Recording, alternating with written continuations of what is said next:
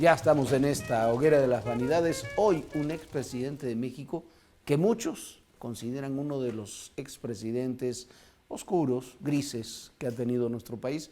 Y sin embargo, cuando uno ve su obra, resulta que es uno de los que mejores cuentas rindió, dejó, y en un marco además de honestidad, Mire, lo cual es... Raúl es prácticamente un gran mérito. ¿Cómo está, mi querido señor? Mire, eso es precisamente por donde yo quería empezar. Creo que Ruiz Cortines es uno de los presidentes menos recordados de los últimos 50 años. Es un hombre que podríamos decir que a lo mejor está colocado en una fase que podemos llamarle, como usted le llamó, gris, ¿sí? Yo le llamo un hombre de gabinete, un hombre casi establecido en planos de la burocracia muy específica, ¿sí? Es un presidente muy poco carismático, no es un hombre muy agradecido físicamente, ¿sí? No tenía una gran capacidad de desarrollar como grandes ideas políticas en el lenguaje, ¿sí? Pero tenía una, vamos a llamarle, una estructura del contador público, ordenado, limpio, preciso, lógico y con un último punto que yo me voy a arriesgar. Parece ser que era un hombre honrado. En términos generales no se conoce ningún escándalo. Ningún escándalo. Y sobre todo proveniendo del gobierno que proviene. Y no muere acusado de corrupto como murieron otros, ¿sí? Está entre dos monstruos, entre Miguel Alemán y López Mateos. O sea, son dos hombres demasiado carismáticos. Y terriblemente carismáticos, y donde se hicieron, yo creo que para bien, pero también en muchos aspectos para mal, muchos de los grandes negocios que construyeron el México moderno. Es otra historia de orfandad, o sea, pierde al padre. La madre lo cuida, pero realmente es educado por los abuelos y educado por un tío, el tío Gabriel. Ese tío Gabriel, tengo entendido que era un hombre que le cultivaba los valores, el orden en la vida, la entrega al trabajo, el esfuerzo, la limpieza y algo importantísimo, maestro, el respeto a los héroes que hicieron las reformas en este país, que yo creo que es un gran concepto, porque si algo hemos perdido en los últimos 20 años en Latinoamérica es que los rituales se han empobrecido. O sea, los rituales, estos rituales que los gringos saben hacer también, maestro, estos juegos del orden militar, del llanto ante la bandera, el melodrama político, producto del sentido patriótico que nosotros los latinoamericanos hemos venido perdiendo. Y en esa pérdida del ritual hemos venido empobreciendo nuestros manejos y quehaceres políticos. Eso es una opinión muy personal. Hay otra gente que me puede atacar. Yo creo que los rituales en la política son muy importantes. Fundamentales. Y en esos años los rituales eran claves.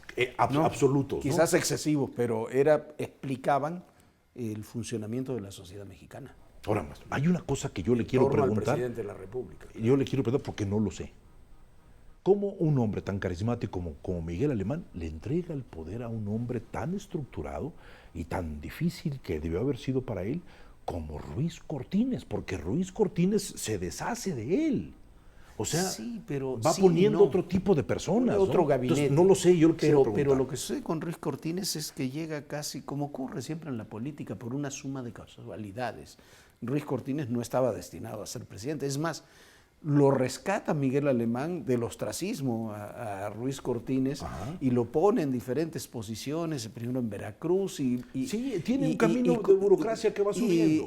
Y hay una serie de accidentes, muere uno de los grandes amigos de Ruiz Cortines, que es el que iba a ser su candidato presidencial, y no tienen quién poner en gobernación, y lo ponen en gobernación. Él era secretario de gobernación. Y termina un poco por default, siendo Ruiz Cortines, y sin mucha oposición tampoco, a pesar de que había personalidades muy brillantes en esa época. En el gabinete de Miguel Alemán había gente muy brillante. Ajá. Y termina siendo porque es el más confiable. Es precisamente un hombre confiable, que un buen administrador, y luego de unos años de mucho crecimiento, creo que la idea que prevalece es decir, necesitamos un administrador. No es paralelo porque sí. Miguel Alemán fue un presidente exitoso, pero es algo similar a después de López Portillo. Ajá. Tú necesitas un administrador y alguien más oscuro, más gris, como Miguel Alemán, como Miguel de la Madrid, Ajá. porque hay que poner un poco de orden. Y yo creo que después de los años de Miguel Alemán se necesitaba un hombre de esas características, que además cumplía, como tú lo dices, con todos y cada uno de los rituales. Y parte de esos rituales que se han mantenido hasta el día de hoy, bueno, no tanto hasta el día de hoy, pero se hubieran debido mantener, era aquel famoso tema de engañar con la verdad. El que engaña, el que comenzó a usar las palabras de que hay que engañar con la verdad, era Ruiz Cortines. Engañaba con la verdad. Mire, hay una frase que yo apunté. México logrará el desarrollo con trabajo fecundo, creador y con la verdad. Esa es una frase del presidente de la República, de Ruiz Cortines. O sea, su preocupación era disminuir el costo de la vida, hacer que la gente tuviera un trabajo con el cual le pudiera alcanzar. O sea, cuando tuvo que competir por la presidencia, se tuvo que agarrar con una figurota como Vicente Lombardo Toledano, como Efraín González Luna, creo que era del PAN, pero que no eran tenían, figuras muy fuertes. Sí, pero no tenían posibilidades. Pero porque aquel tiempo el voto, como llaman, el voto duro, ¿no? Claro, pero el punto fundamental, creo yo, para abonar lo que tú dices, era con las grandes figuras que estaban en el equipo gubernamental, comenzando con un Ortiz Mena. Estaba con tipotes. Grandes personajes, y es un hombre que pone su gabinete de grandes personajes, y él parecía un contador, ¿no? Su traje. Exactamente. Iba, venía. Y aparte no le gustaban las pomposidades.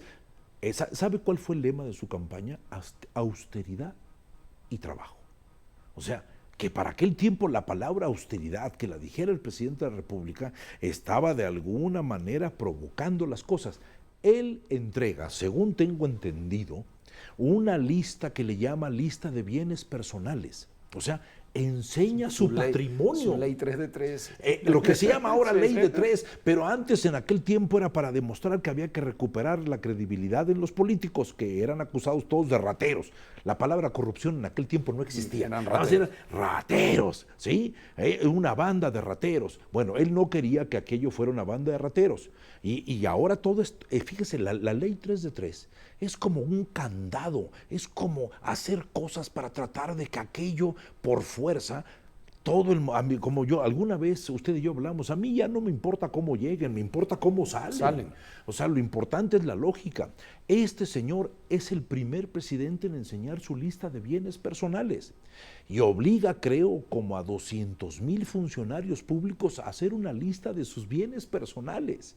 O sea, creo que ese tipo de cosas eran muy inusuales para su momento. Eran muy inusuales, insisto, venía del sexenio de Miguel Alemán, que fue de grandes negocios. De gran pomposidad. Se siguieron haciendo grandes negocios con Ruiz Cortines. La economía creció como en pocas oportunidades en la historia de México, si es que en alguna otra oportunidad ha vuelto a crecer más, tuvo mucho tacto, no era un presidente que viajaba mucho ni estaba mucho fuera, pero respetaba los cauces.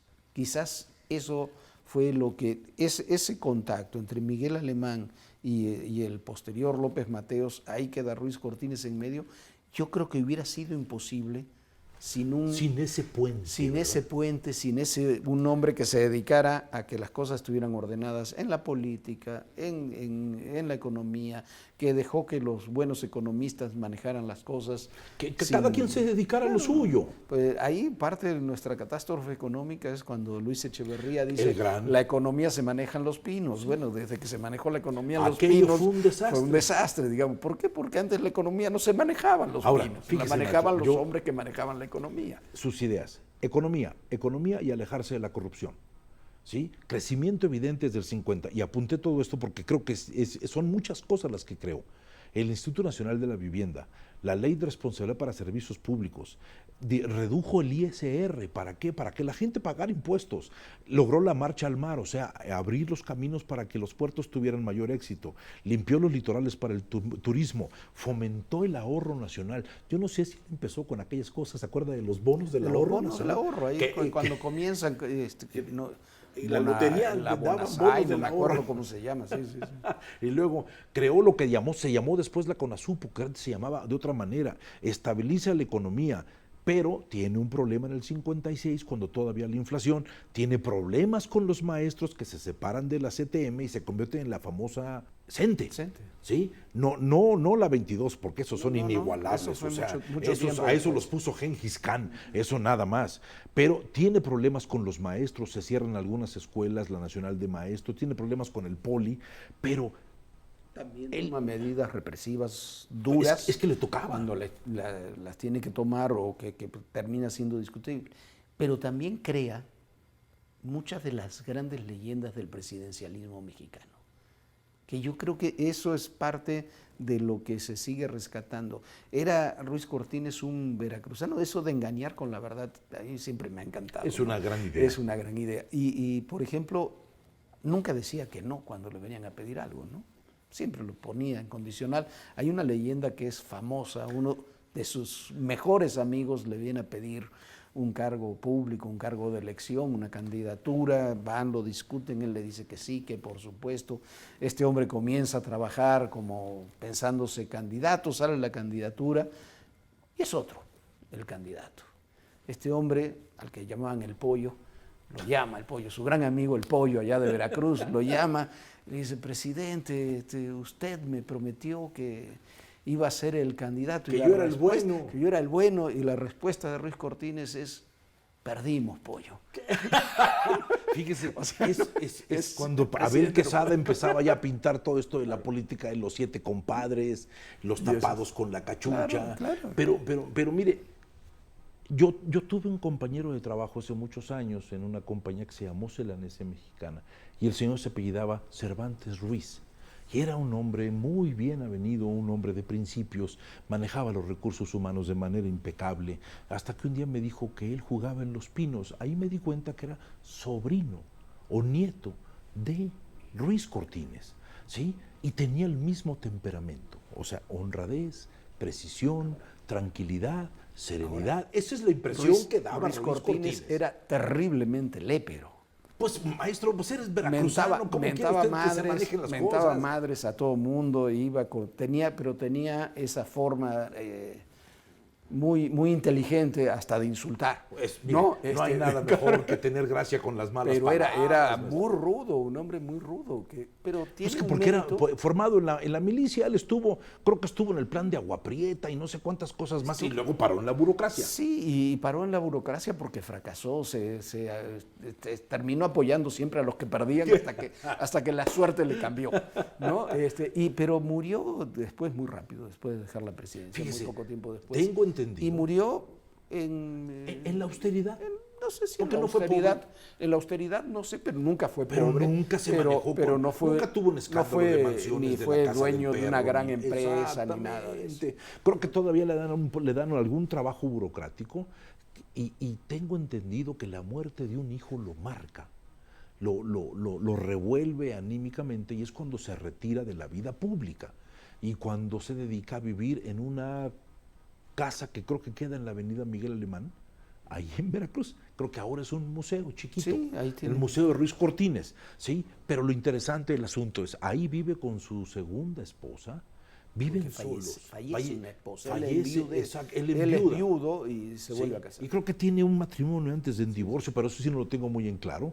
Viven solos, hay un viejo amigo que realmente los cuidaba, les hacía la vida de ir al supermercado, limpiar la casa, y él realmente se convierte en un ser humano encerrado, como si tuviera misterios, y realmente lo que tenía era que no sabía contar o narrar todo el mundo que él debe haber vivido, porque le tocó un México apasionante, maestro. No sé si no lo supo, yo creo que no lo quería narrar. Era uno de estas personas que terminé, me fui, ¿no? Porque en esa época los presidentes, los expresidentes, todos tenían algún cargo, los tenían ahí para que hicieran algo, ¿no? Cargos inclusive hasta vitalicios, como tuvo Miguel Alemán. Y como tuvo Lázaro Cárdenas, y lo tuvo Ruiz Cortines también.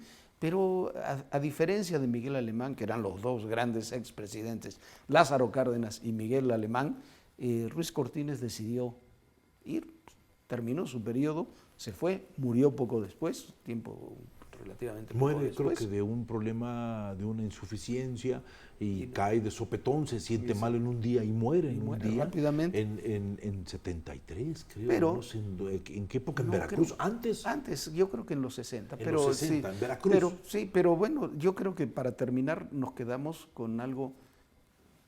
El presidente que tuvo el mayor crecimiento económico de la historia del país y que se fue sin grandes críticas y que podía caminar por las calles sin problema. Bien por él, de verdad. Gracias, Raúl. Gracias a todos ustedes. Gracias. Salud, mi querido.